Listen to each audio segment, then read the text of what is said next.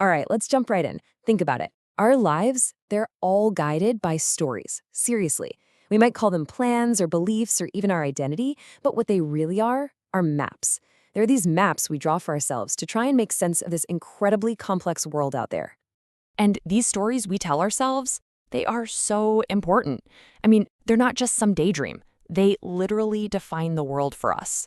Anything that helps our story move forward, that feels good, right? That's progress.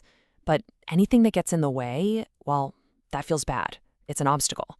And everything else, if it doesn't fit into our story, it's like it doesn't even exist. It's just background noise. So, here's the big question. What happens when your story just falls apart? Because let's be honest, it's going to happen. It always does. The unexpected pops up, your map turns out to be wrong, and suddenly you're lost. So, what do you do then? That's really the core of what we're digging into here. Okay, so to really get a feel for this, let's use a super simple, everyday example. A classic case of your personal map running smack into the territory of the real world. So this plan of yours, it's a story. You've built it based on how things usually work, right? And the whole point of this story is to get you from point A, you sitting in your office, to a much better point B, you walking into that meeting on time looking like a total pro. But then, the elevator just doesn't show up. The minutes are ticking away. That's the first glitch in the matrix, the first little anomaly.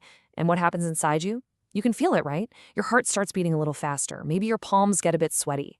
That's your body going into high alert because your predictable world just wasn't. So you think, okay, stairs, but the door's locked. And now you're not just inconvenienced, your entire map has failed. And the key thing to realize here is that it only takes one or two little things to go wrong to completely throw you into the unknown. You know that predictable world we were just talking about? The place where your map works just fine, where everything makes sense? We can call that the domain of order. It's the known world, the territory you've already explored and figured out. And if you look at myths and stories from all around the world, this world of order is often personified. It's represented as a great father archetype.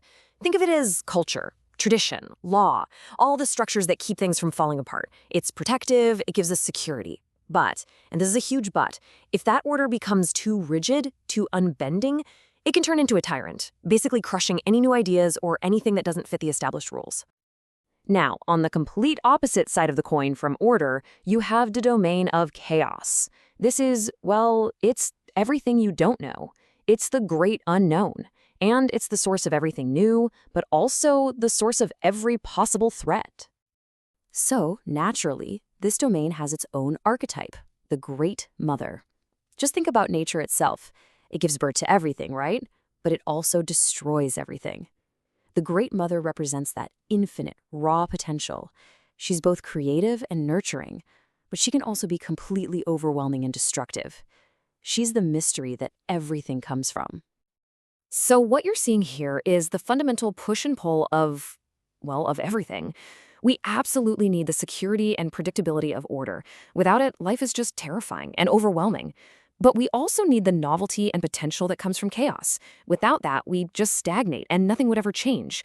So our whole lives are basically this constant dance, this negotiation between these two massive forces. Yeah, we literally live on the knife's edge between these two worlds. We're in a constant balancing act.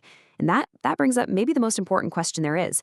How are you supposed to act? What's the right way to live when you're caught between these two? Well, if you look at our oldest stories, mythology actually gives us an answer. It lays out an ideal way to be. And that's the path of the hero. Now, we're not talking about slaying actual dragons with a sword here. It's a metaphor for how you choose to face the unknown.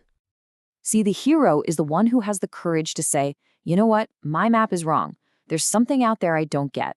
And instead of running away or pretending they know everything, they willingly step into that scary, uncertain space. They choose to face that dragon of chaos because they know that's where you find something new and valuable to bring back. And this process, this is the creative engine of everything. Every single time you learn something new, or solve a tricky problem, or adapt to some new challenge in your life, you are acting out this ancient, heroic pattern. You're literally taking a piece of chaos, that raw, unknown potential, and you're transforming it into useful, productive order. And that right there, That's where we find real, genuine meaning. But of course, there's always another path, isn't there? When faced with a broken map, a person can choose to become the adversary, the villain of their own story. And this isn't just a different choice, it's a truly unhealthy, pathological response to reality. So the adversary, they see all the chaos, all the suffering and pain that's part of life, and they just can't handle it. They refuse to face it. They know their map is wrong, but they decide it's way easier to just deny reality than to do the hard work of updating their beliefs. It's a full-on retreat, and it's driven by fear. And this refusal, this denial, it kicks off a really vicious cycle. It usually starts small, with a little lie you tell yourself. Oh, that didn't really happen, or that wasn't my fault. But every one of those lies makes you a little weaker, a little less capable of dealing with things. And as you get weaker, the world, which is already pretty chaotic, starts to look even more threatening. And what does that lead to? You guessed it, more avoidance and more lies. Ultimately, this path only leads to one of two really awful places. On one hand, you might just cling desperately to some rigid, oversimplified belief system that promises to get rid of all the scary uncertainty, basically becoming a tyrant in your own mind. Or, on the other hand, you could just collapse into cynical despair, thinking, well, everything's broken anyway, so why bother? Nothing matters.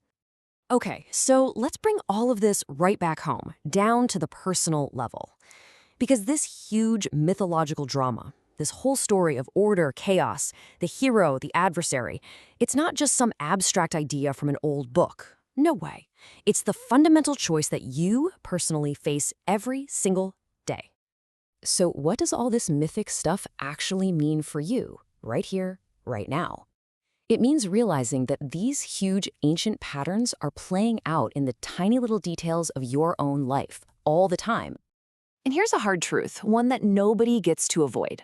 That map you have for your life, your plans for your career, your beliefs about your relationships, your very identity, at some point, it is going to fail you. Something you did not see coming is going to happen, and bam, you'll find yourself thrown right into chaos. And in that moment of confusion and frustration and maybe even fear, you're standing at a crossroads, a fork in the road, and you have to make a choice. So, are you going to be the hero of your own story? Are you going to willingly face what you don't understand, confront the truth, and use it to build a newer, better map? Or are you going to be the adversary? Will you retreat into denial and resentment? Look, this isn't a choice you make one time and you're done. It's the choice you have to make over and over again, every time life throws you a curveball. So the question is, which one are you going to choose?